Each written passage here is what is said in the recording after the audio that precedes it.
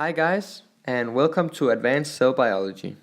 Today I want to give a short introduction to cell biology by explaining the organization of the eukaryotic cell.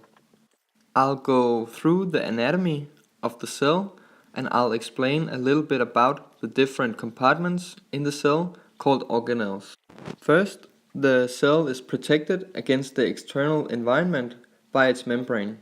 In the membrane, there's found transport proteins that are essential for the intracellular ion concentrations and the overall function of the cell.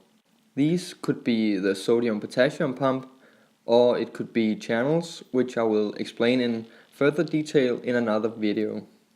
The cell has a nucleus, which contains the genetic material in the form of chromosomes. The nucleus is continuous with the endoplasmatic reticulum, which is found in two forms, smooth and rough. Localized close to the nucleus is the Golgi apparatus. Then there's a lot of mitochondria in the cell and a lot of lysosomes in the cytosol, which is the intracellular fluid. There's also peroxisomes and free ribosomes in the cytosol.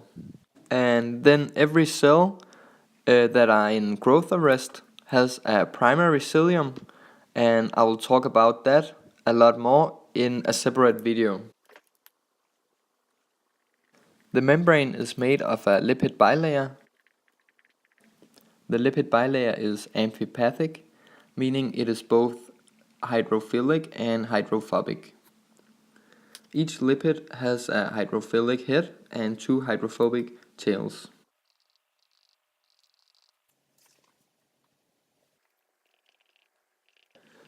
Here are some examples of phospholipids which make up the membrane. The intracellular fluid is called the cytosol, and it contains essential ions called sodium, potassium, calcium and chloride, and then it also contains proteins. The nucleus contains the genetic material in the form of DNA and RNA.